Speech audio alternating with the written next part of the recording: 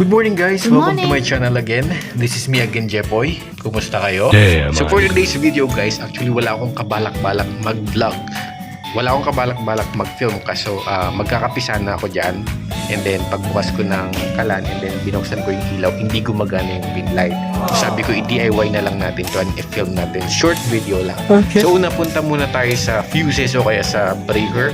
Make sure na naka-off siya guys kasi kuryente yung gagawin natin dito. So punta ka na ng pin light, higitin mo siya pababa.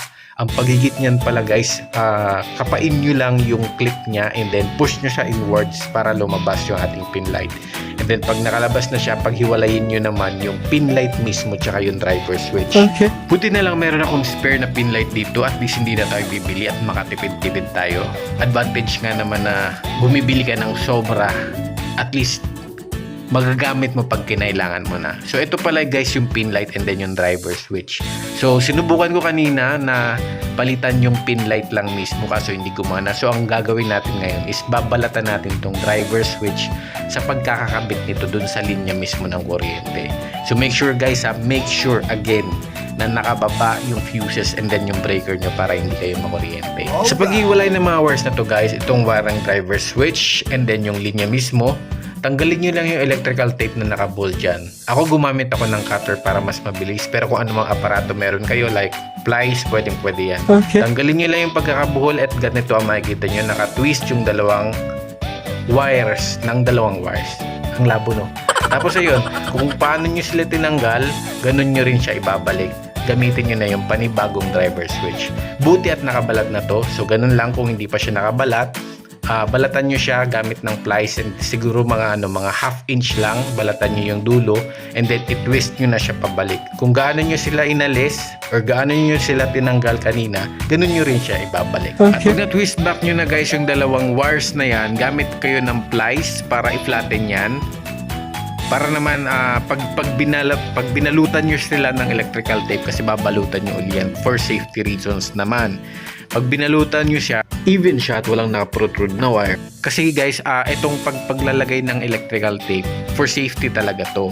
Kasi paano kung halimbawa maging busted na naman yung pin light mo, tapos yung pin light kasi pwede mo siyang higitin lang kahit may kuryente.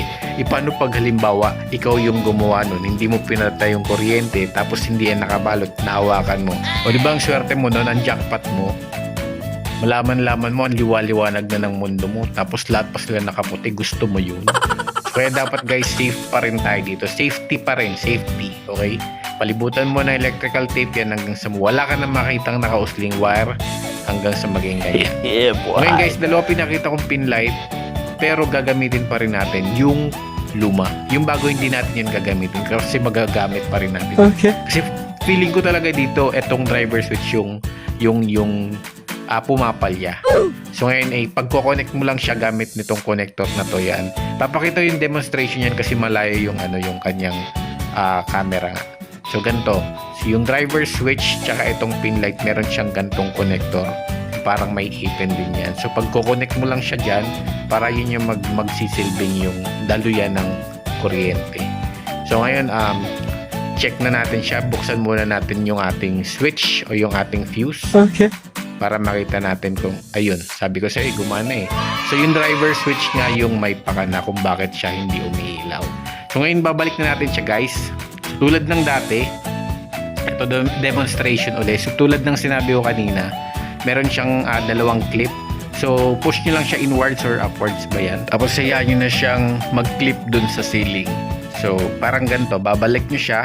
Tapos push nyo siya upward or kaya inward and then hayaan nyo na, didikit na siya or magki-clip na siya dyan. So ayan na yan guys, DIY, mabilis lang.